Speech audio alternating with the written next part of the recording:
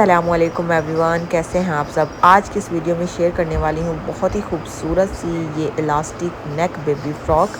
आप लोगों ने कहा था इसको सिलाई मशीन के साथ सिलते हुए शो करें, तो ये वीडियो आप लोगों के लिए है। सबसे पहले हम इसकी कटिंग कर लेंगे। कटिंग करने के लिए सबसे पहले मैंने ले लिया है प्लेटेड पार्ट, जिसकी मैंने चौड़ाई ली है वो ली है तकरीबन 22 इंच, और जो मैंने इसकी लंबाई ली है वो मैंने ली है 10 से 12 इंच। इस तरीके से इसे मैंने 2 पीसेस में ले लिया है और इसके ऊपर हम ऐड करेंगे चुनट्स को। और उसके बाद अब बारी आ जाती है हमारी यॉक की कटिंग। यॉक की कटिंग करने के लिए भी मैंने 2 पीसेस लिए हैं, जिसकी मैंने चौड़ाई ली है 15 इंच और जो मैंने इसकी लंबाई ली है वो मैंने ली है 7 इंच। आप जो मेजरमेंट्स हैं उनको बढ़ा भी सकते हैं। यहाँ पे मैं 1 ईयर का साइज़ बना रही हूँ, आप अपनी बच्ची के साइज़ के अकॉर्डिंग इसको बनाइएगा और उसके हिसाब से ही फैब्रिक को कम या ज़्यादा कीजिएगा।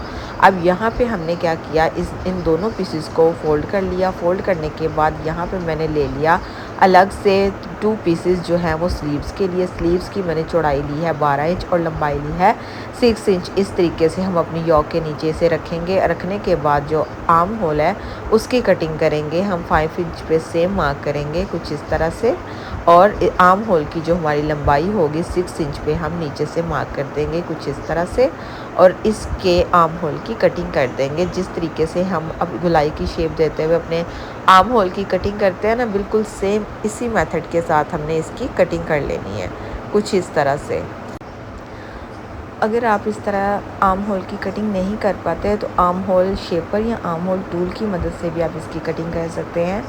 मैंने आप लोगों को वीडियोस में दिखाया हुआ कि किस तरह का होता है। आप इसके ऊपर रखेंगे और इस तरह से अपने आर्म होल की कटिंग कर लेंगे मार्किंग करके। इस तरीके से ये हमारे स्लीव्स कट हो गए और ये हमारी यॉक कट हो गई। यॉक को कुछ इस तरीके से 2 पीसेस में हमने रेडी किया है। इसे ओपन करेंगे, फ्रंट और बैक को इस तरह से अलग कर लेंगे। अब सबसे पहले क्या करेंगे, हम अपने स्लीव्स को रेडी करेंगे। अच्छा, इसका जो स्लीव्स है ना, उसका मैंने घेर बहुत ज़्यादा नहीं रखा। आप चाहें तो उसका घेर ज़्यादा भी रख सकते हैं। यहाँ पे अब हम क्या करेंगे, अपने स्लीव्स के आगे लेस को सबसे पहले अटैच करेंगे। तो इस तरीके से आप लोगों ने लेस को उल्टा रखते हुए इसके किनारे पे कुछ इस तरह से सिलाई को लगा लेना है और बाद में हमने इसको फोल्ड कर लेना है। तो ये बहुत ही प्यारी सी लेस जो है ना वो हमारे स्लीव्स के ऊपर अटैच हो जाएगी। अब यहाँ पे मैं स्लीव्स के ऊपर लेस को अटैच करके और स्लीव्स को रेडी करके फिर आप लोगों को नेक्स्ट प्रोसेस दिखाती हूँ।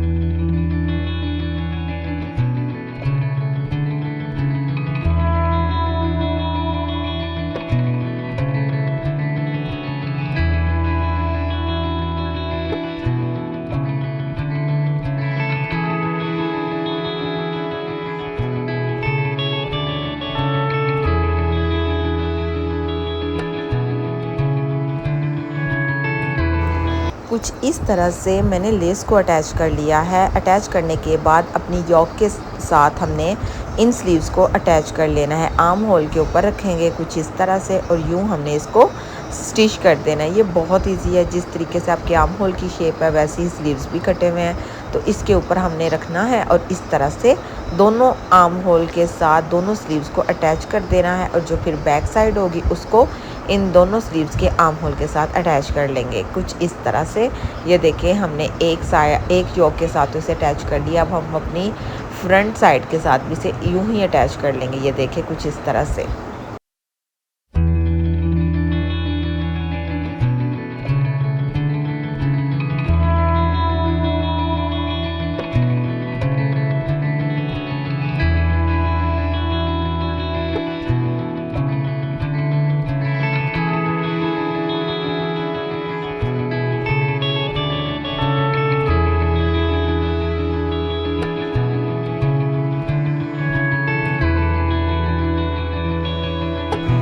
ये देखें, यहाँ पे मैंने जो स्लीव्स थे वो अपनी यॉक के साथ अटैच कर लिए हैं। यहाँ ऊपर से जो हमारी बॉडी है वो टोटली रेडी हो चुकी है। अब बारी आ जाती है हमारे प्लेटेड पार्ट की। अब इन दोनों पार्ट्स को अलग करेंगे और इनके ऊपर जो है वो हम प्लीट्स को ऐड करेंगे। यहाँ पे मैं हाथ की हेल्प से ही इस तरीके से चुनट्स को डालूँगी। आप चाहें तो धागा खींच के भी चुनट्स को डाल सकते हैं या फिर हाथों की मदद से जो 1 इंच से भी कम आधे इंच का बॉक्स प्लीट होता है ना, वो भी आप इसके नीचे ऐड कर सकते हैं। तो ये देखिए यहाँ पे मैंने जो चुनट्स हैं वो इस तरीके से प्लेटेड पार्ट के ऊपर ऐड कर ली हैं। अब हम क्या करेंगे, इसे कुछ इस तरीके से अपनी योक के साथ स्टिच कर लेंगे। ये देखें यहाँ पे मैंने इसे फ्रॉक के साथ अटैच कर लिया है, फ्रंट साइड को और बैक साइड को, और साइड से मैंने सिलाई लगा के नीचे से घेरे को भी बारीक फोल्ड कर लिया है। अब बारी आ जाती है हमारे नेक की। अच्छा, नेक के अंदर हमने किस तरह से इलास्टिक इंसर्ट करनी है ये आज आप लोगों को ध्यान से देखना पड़ेगा, मैं किस तरह से ऐड कर रही हूँ।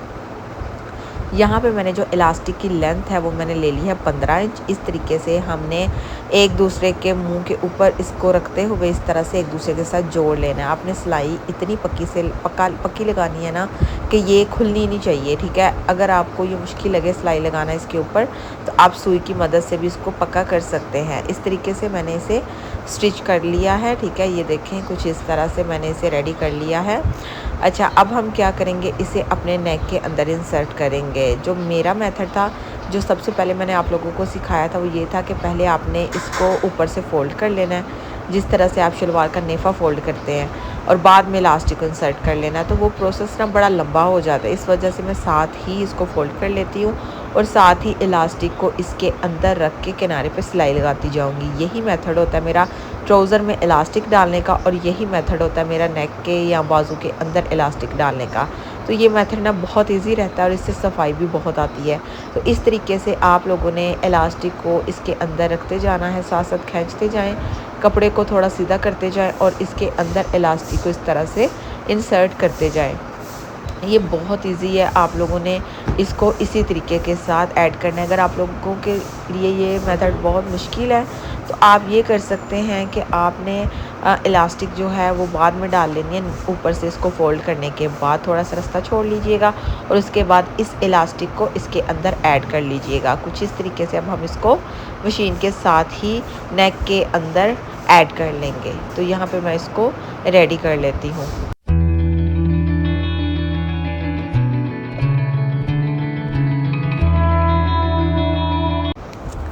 ये देखें कुछ इस तरह से हमारी जो इलास्टिक है वो हमारे नेक के अंदर से इस तरह से डल चुकी है। आप ये देख सकते हैं इसकी लुक कितनी ही प्यारी आई है। कोई हमें इसके अंदर अलग से पिन ढूंढनी नहीं पड़ी, कुछ भी करना नहीं पड़ा। अच्छा, इस तरह के छोटे हॉल में ना आपको इलास्टिक साथ ही डाल लेनी चाहिए, वरना जब आप इसके अंदर किसी भी पिन की मदद से इंसर्ट करते हो तो बहुत मुश्किल हो जाती है। तो इस तरह से ये बहुत ईजी चंद मिनटों में बन जानी फ़्रॉक रेडी है। इसके साथ मैंने कुछ इस तरह से शॉर्ट्स रेडी किया है। इसकी लुक भी शो करवा देती हूँ कि ये पहनी हुई किस तरह से लगेगी। अच्छा, ये मेरे ड्रेस में से बचा हुआ कपड़ा था तो मैंने इसका यूज़ करते हुए इस ड्रेस को बनाया है, जो कि बहुत कंफर्टेबल। आई होप आप लोगों को अच्छा लगा होगा।